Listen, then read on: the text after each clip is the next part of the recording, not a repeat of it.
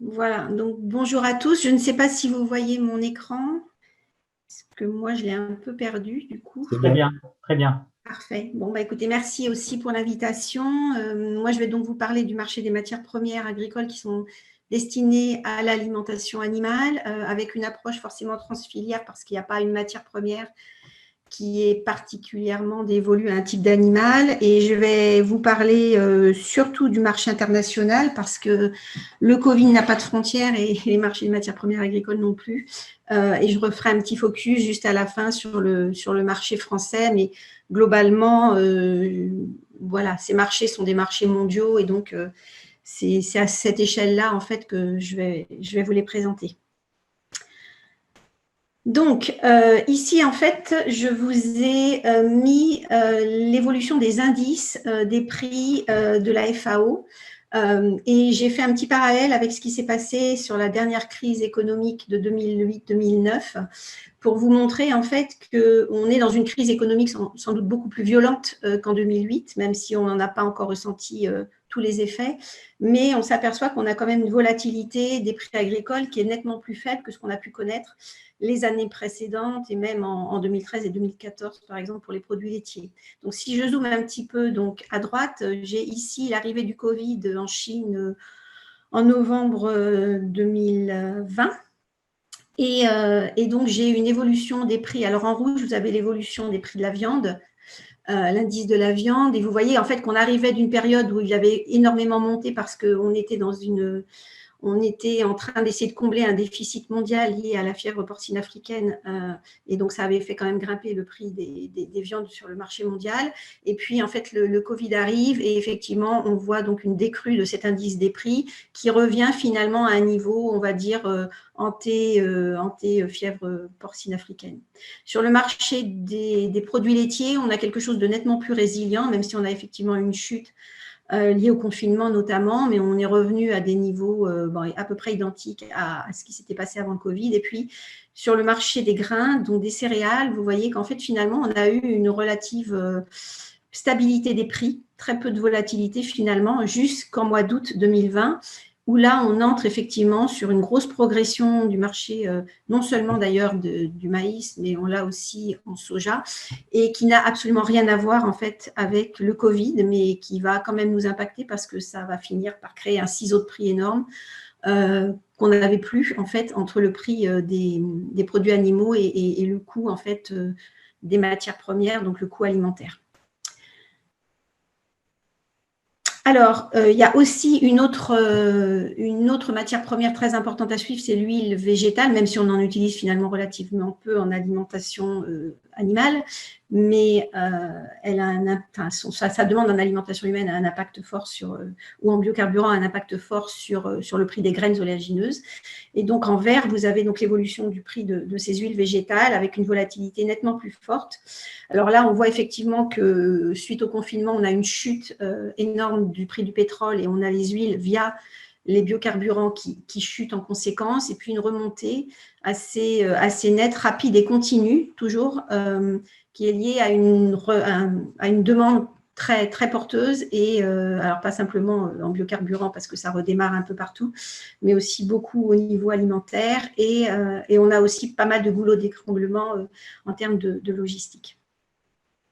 Donc, j'ai essayé de résumer ce qui s'est passé avant, pendant et après le Covid. Enfin, on est toujours dans le Covid malheureusement, mais voilà, j'ai essayé de séparer ça en 3 étapes. Donc, la nutrition animale, en fait, elle avait déjà, avant le Covid, affaire à des challenges sanitaires auxquels se sont rajoutés des challenges économiques. Donc, en 1920, on était en plein quand même dans cette fièvre porcine africaine en Chine. Et puis, on avait quand même aussi des cas de grippe aviaire sur le continent européen qui se rapprochaient progressivement de la France. Alors, on est dans un contexte où on a, je l'ai dit, un déficit mondial en viande important, mais où on savait d'ores et déjà, sur cette année-là, cette saison-là, cette campagne céréalière 2019-2020, que la Chine reviendrait à la normale dans ses achats de soja, puisqu'elle avait une reconstitution de ses cheptels et de la demande sur de l'aquaculture, de l'aviculture, etc. On avait aussi un ratio stock sur consommation très confortable en grains et en oléagineux, ce qui n'était pas le cas à l'époque de la crise de 2008. Mais on savait aussi qu'on observait en fait une baisse des stocks de maïs en Chine.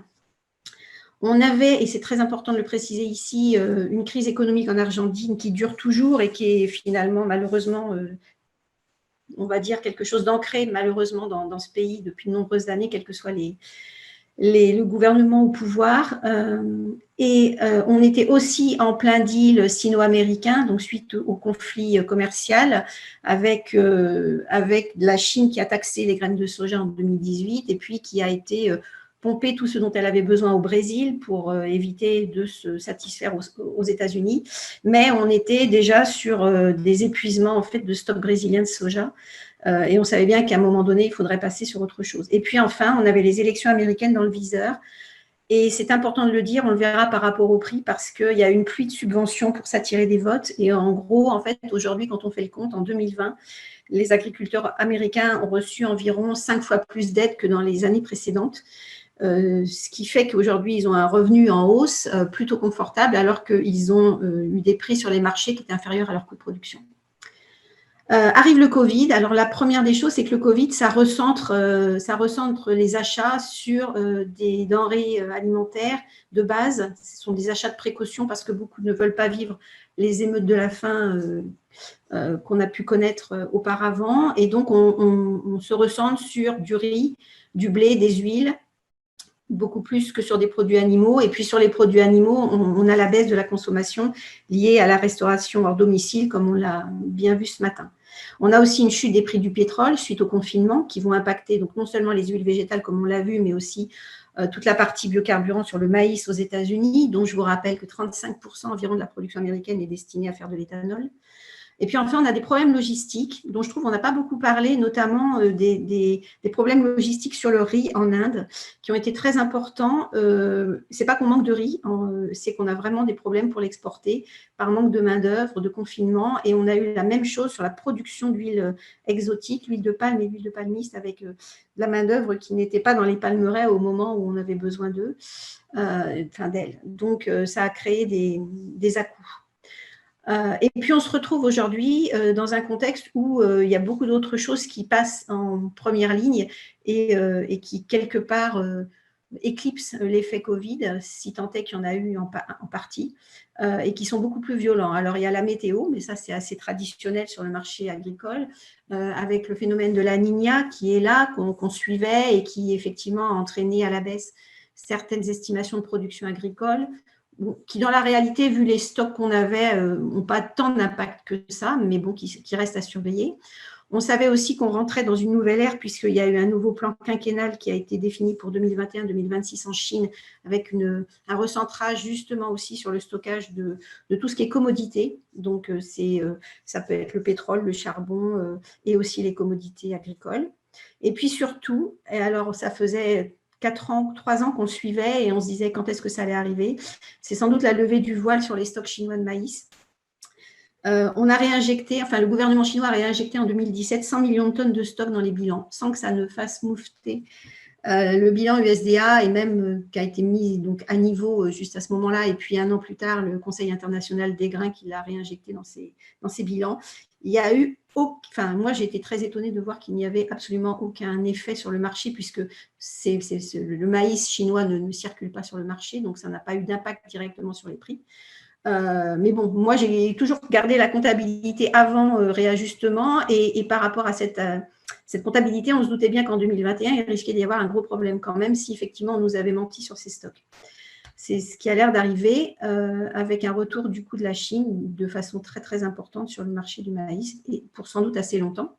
Et puis, dernière chose qui impacte et qui est quand même liée au Covid quand même, c'est l'injection inégalée des liquidités par les banques centrales qui a un rôle important sur les taux de change, les monnaies et donc globalement sur les échanges et sur les prix.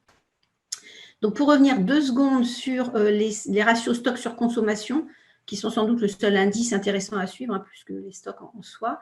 En fait, on s'aperçoit qu'en blé, vous voyez, le prix du blé est en train d'augmenter sur le marché mondial, mais finalement, on n'a jamais eu un ratio aussi confortable. Par rapport à 2008, on est même largement au-dessus.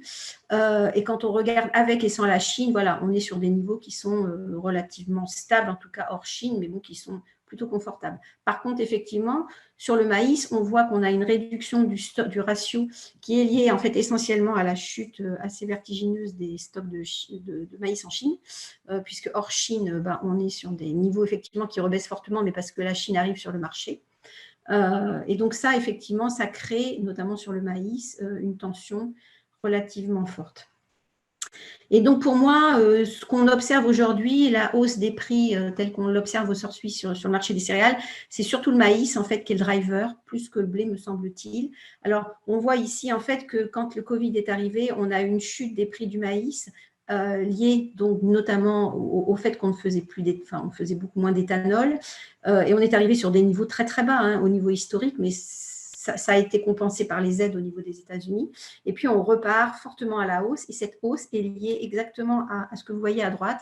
C'est l'augmentation exponentielle des ventes, en fait, de maïs vers la Chine à partir du mois d'août. Alors, globalement, c'est vrai qu'on a aussi un petit peu moins de maïs que prévu, puisqu'on a eu une météo moins favorable, donc des exportateurs comme l'Ukraine, notamment, qui sont moins au marché. Des doutes sur la campagne à venir au Brésil, et donc les États-Unis qui sont un peu le seul magasin ouvert et qui concentrent du coup toute la demande. Mais donc je pense qu'il y a un vrai changement de paradigme sur ce marché avec une jauge sans doute erronée des stocks chinois, et donc c'est un remplissage de ce réservoir chinois par les Américains. Donc certains disent qu'ils sont là pour remplir le deal qu'ils ont passé avec les États-Unis. Moi, je pense que ce n'est pas tout à fait ça. Ça les arrange bien, je pense, bien sûr. Mais bon, dans la réalité, je pense qu'ils ont aujourd'hui un vrai souci par rapport à leurs besoins en céréales fourragères. Et donc, ce maïs va attirer, bien sûr, toute la demande en céréales fourragères. Alors, le blé, on parle beaucoup de vente de blé vers la Chine au niveau français, mais c'est du blé fourragé.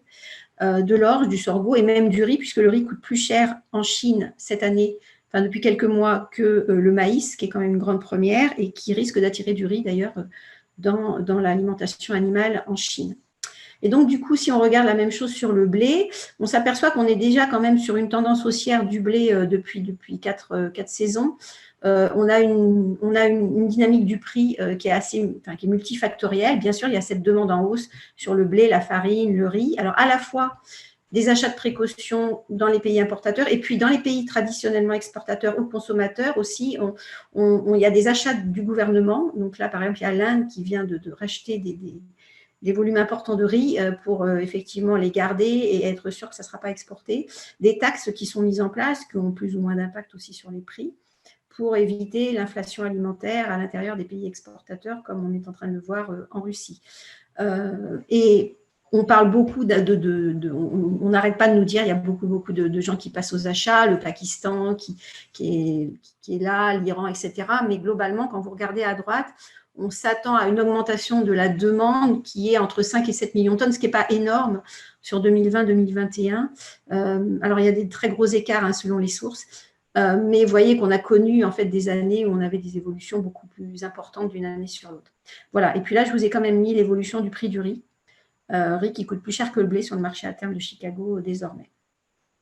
Voilà. Donc, on a des gros problèmes logistiques donc sur les exportations de riz en Inde, qui ont donc lancé la machine, et puis après, effectivement, une demande d'achat de plus en plus importante aussi de pays importateurs, notamment des pays africains.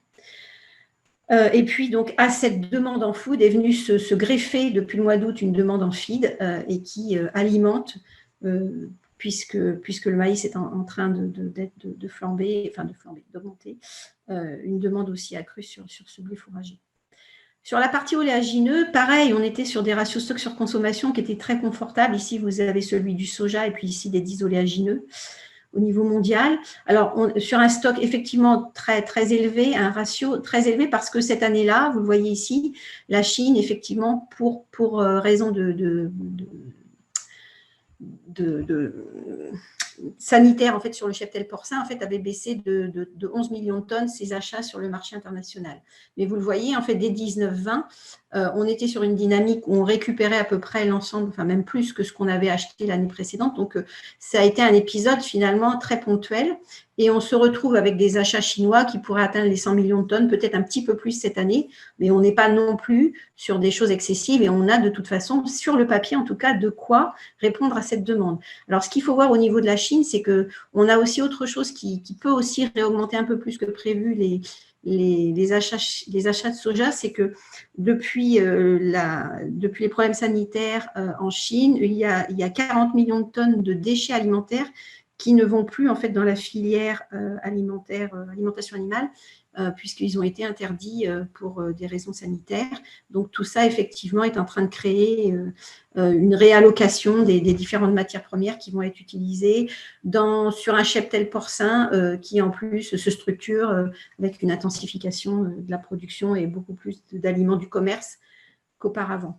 Mais en fait, ce qui fait le marché du soja, et ça c'est vrai depuis notamment 3 ans, c'est qu'on produit ce qu'il faut, mais que les disponibilités et la mise à disposition, ce n'est pas exactement la même chose. Et en fait, c'est pour ça que je vous parlais de la crise économique en Argentine. Les Argentins produisent, mais ne sortent pas leur soja depuis 3 ans. Et vous voyez qu'en fait, en fin d'année 2020-2021, 40% des stocks se trouveraient en Argentine. C'est la seule barre, là, la rouge, qui ne descend pas. Pourquoi? Parce que, en fait, vous avez aujourd'hui un différentiel entre le taux de change officiel et le taux de change au marché noir qui est de 100%, une dévaluation que tout le monde attend et un arbitrage à faire contre l'inflation par tout le monde en Argentine. Et donc, la graine de soja, c'est l'équivalent d'un peso, c'est-à-dire qu'en fait, on la garde dans son silo. C'est ça, c'est la monnaie, c'est devenu la monnaie en fait. Et en fait, on n'en sort que quand on a besoin de cash, puisque si on vend trop vite, eh ben, on perd forcément de l'argent.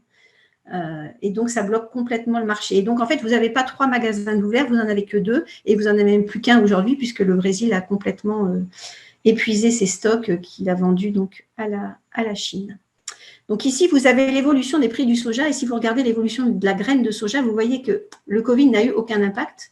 Finalement, on est sur quelque chose de très stable. Là où on a de la volatilité, c'est quand la Chine a taxé les graines de soja américaines et donc s'est déportée de ce marché-là. Et puis là, quand elle revient dessus, puisqu'elle n'a pas d'autre choix. Et puis, il y a une deuxième chose qui fait aussi monter ce prix, c'est qu'il y a une demande en huile végétale avec des huiles de palme qui étaient moins disponibles et donc l'huile de soja qui est aussi très demandée et dont le prix augmente fortement. Donc, globalement, au niveau mondial, la demande sur le tourteau de soja, elle a été en hausse dans certains pays, en baisse dans d'autres. Et ça s'est un petit peu équilibré. Elle a été en hausse dans les pays qui sont producteurs, comme les États-Unis ou le Brésil, puisque ces pays-là, d'abord, ils avaient moins de drèches d'éthanolerie à disposition, puisqu'il y a eu une baisse de la production. Et surtout parce que ces gens-là vendent de la viande, en fait, en Chine. Voilà, on a aussi eu moins de tourteaux de tournesol et de tourteaux de colza à disposition.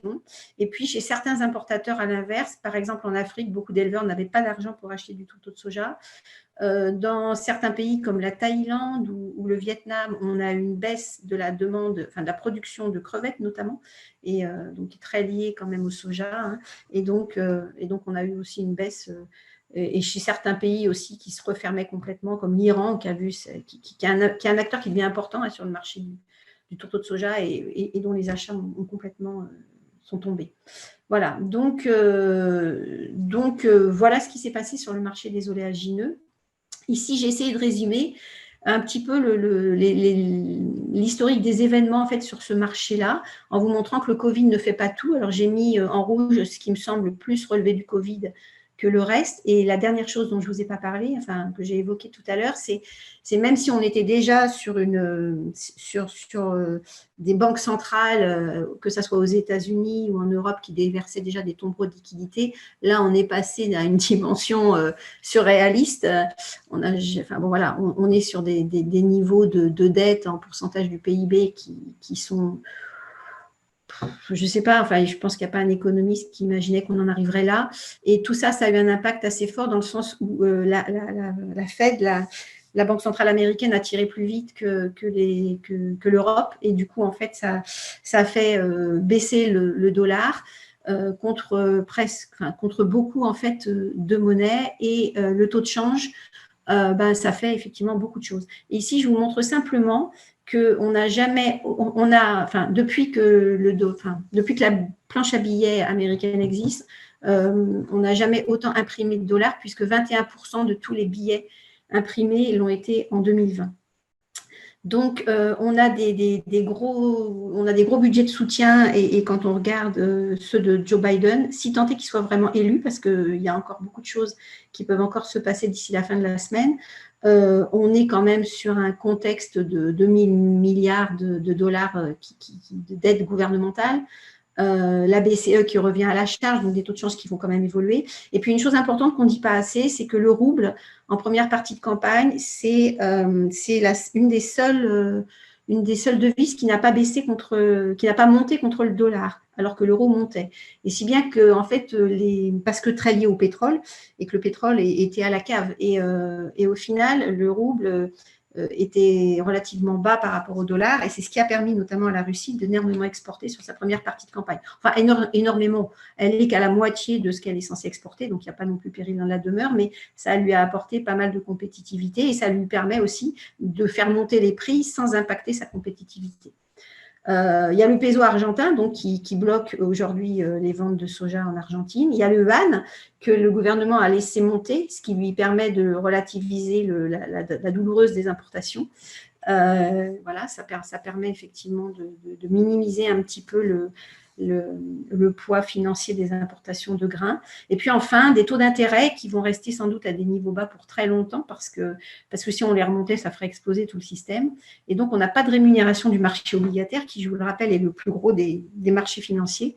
Et du coup, on a des flux, en fait, spéculatifs qui vont soit sur les actions, quand on est sûr effectivement que les banques centrales ne vont pas les laisser tomber, soit aussi sur les commodités, et donc qui alimentent régulièrement à la fois les investisseurs de court terme, mais aussi surtout les investisseurs de long terme qui sont plutôt rentrés sur ce marché des céréales et qui permettent en fait d'en assurer un soutien financier. Donc, pour terminer, en fait, au niveau français, qu'est-ce qui s'est passé? Alors, la demande, en fait, en matière première, elle a forcément un petit peu diminué, mais globalement, si on regarde notamment ce qui s'est passé au niveau des fabricants d'aliments du bétail, ils ont été plutôt résilients, même si aujourd'hui, ils doivent faire face à des prix, un coût d'approvisionnement qui remonte. Et donc, vous voyez que les prévisions seraient d'un recul de 1,5% de la production d'aliments du bétail en France, ce qui est mieux que l'Allemagne qui perdrait 3,5% ou l'Espagne 4,6% et globalement l'Europe à 2,2%. Alors en fait, on a des bonnes choses et des mauvaises choses. Alors on a un recul qui a été effectivement lié en partie au Covid avec la fermeture de la restauration hors domicile, des changements d'habitude aussi de consommation. Mais on a aussi des choses qui étaient plutôt positives, comme l'impact de la fièvre porcine africaine, éventuellement de la grippe aviaire dans certains pays qui peuvent être concurrents sur certains marchés pour nous. Donc, globalement, on s'attend à une hausse de l'aliment porc de 1%, un recul de la volaille de 2%, mais effectivement, comme le disait François Cadudal ce matin, une baisse en canard, une baisse en pintade, plutôt une augmentation en pondeuse, mais surtout via le bio, qui fait des bons là en ce moment. Les bovins qui baissent un peu, malgré le fait qu'il y avait quand même moins de ressources fourragères. Donc, globalement, on a une hausse multifactorielle des prix des matières premières. Tous les segments sont touchés parce qu'ici, vous pouvez aussi voir la luzerne et la pulpe de betterave qui ont été très impactés par une chute en fait, de leur production pour des raisons diverses et variées. On a une augmentation des prix aussi qui peuvent être liées à des évolutions de taux de change. Et donc là, je vous ai mis l'indice des prix d'Itavi, donc sur la volaille, où vous voyez que ça remonte effectivement très fortement. Voilà. Et je terminerai en fait par une dernière chose, et effectivement, tout le monde en a parlé ce matin, c'est que la Covid-19, en fait, a renforcé des tendances sur la demande du consommateur et du coup, sur l'approvisionnement en matières premières. Donc, globalement, on est en train de se prendre 3 grandes vagues, la vague sanitaire, la récession économique et puis le changement climatique. Et en fait, aujourd'hui, on est face à un consommateur qui a besoin de réassurance, de traçabilité, d'incarnation. Une classe moyenne qui est en train de s'évaporer, un vrai désenchantement par rapport à la mondialisation. Donc, on a effectivement l'expression la plus évidente de ce que cherche en fait le consommateur aujourd'hui, c'est le local. Et là, la grande distribution l'a bien compris puisqu'elle a déjà en 2019 mis le doigt sur le fait que ce marché du local, c'est 4 fois plus que le marché du bio en termes de valeur, 40 milliards en 2019 contre 12 milliards pour le bio. Et les MDD, en fait, terroirs, c'est ce que vous voyez là avec l'exemple Reflet de France, c'est des choses qui existent depuis le début des années 2000, mais qui est en train de monter en puissance, avec aussi le fait de vraiment mettre en avant l'origine France des produits. Là, il y a Lidl qui vient de sortir son Vériscope, mais avant, on avait eu le Franco-Score d'Intermarché, le savoir d'achat de Leclerc. Donc ça, c'est la première tendance, c'est le local. La deuxième chose, c'est qu'on est face à un pouvoir d'achat en grand danger. Et donc, on n'ira pas forcément complètement sur le low cost, mais en tout cas, on fera un arbitrage entre le coût et les bénéfices. Et les bénéfices, ben, c'est un peu ce qui redonne du sens à l'acte de consommation, qu'on a remis sans doute en cause lors du Covid et qui fait qu'on veut effectivement mieux rémunérer l'agriculteur, qu'on ne veut pas forcément d'OGM, qu'on veut du bien-être animal, etc. Donc, il y a une attente forte sur l'environnement au travers, par exemple, de la non-déforestation, qui est un sujet qui monte vraiment en puissance. Et donc, je terminerai avec 2 mises en garde qui sont importantes. La première, c'est qu'on va vers un approvisionnement plus cher du fait, effectivement, de cette évolution de la demande du consommateur. Faire local, ça coûte toujours plus cher. Et donc, il faudra que le consommateur ou la distribution prennent en compte en fait cette augmentation des coûts d'approvisionnement, ce qui n'a pas l'air d'être le cas pour l'instant, en tout cas la grande distribution. C'est compliqué, le consommateur, entre le pouvoir d'achat, c'est compliqué aussi. Et puis, dernière chose, parce qu'on y travaille beaucoup, c'est qu'il y a une grosse demande aujourd'hui sur l'approvisionnement 100% français, même au niveau des matières premières dans l'alimentation des animaux. Or, on est absolument incapable de répondre à cette demande. On met vraiment la charrue avant les bœufs et s'il n'y a pas une concertation globale de tous les acteurs, à mon avis, on va dans le mur. Si je prends que l'exemple du soja, pour avoir travaillé donc sur la stratégie Protéines France, on sait qu'en 2028, on sera capable en France de mettre simplement 1/10 du tourteau de soja dont on aura besoin, et qui sera vraiment d'origine française par rapport aux besoins globaux en tourteau de soja. Donc, même si on a une augmentation des surfaces de prévues, même si on a une augmentation de la mise à disposition des tourteaux, on sera très, très, très loin, si jamais on l'est un jour, de pouvoir avoir des protéines 100% françaises dans l'alimentation des animaux. Donc attention, voilà, c'était juste ma réserve par rapport à tout ça. Voilà. Merci Patricia. Comme tu avais peur qu'il n'y ait pas de questions, tu as pris tout le temps, donc c'est impeccable. Non, c'était tout à fait intéressant. Alors l'idée c'est ça, on coupe en 3 et puis on fera une discussion globale à la fin. Ce que je propose, c'est juste de prendre la question, le temps que je prépare à lancer l'exposé. La question donc de Robert Bennett, question très simple à laquelle tu vas répondre facilement, c'est quelle prévision à moyen terme sur les prix des matières premières, voilà. Comment finalement, dans un monde qui bouge comme ça, quelle prévision on peut avoir? Ah oui, moi je reste haussière, enfin on l'est déjà depuis un moment, moi je reste haussière sur le marché des matières premières agricoles. Je pense qu'effectivement ce ciseau de prix risque peut-être de s'accroître dans les mois qui viennent. Je suis pas, oui, voilà. Donc je reste haussière, oui, globalement sur les marchés. Après, là, au niveau français, sur le soja, le taux de change peut changer quand même un certain nombre de choses. Soit il ralentit les choses, soit il les accélère. Donc, le taux de change, il peut se passer encore beaucoup de choses. Et moi, alors là, c'est sûr que même si on le suit, on n'est pas capable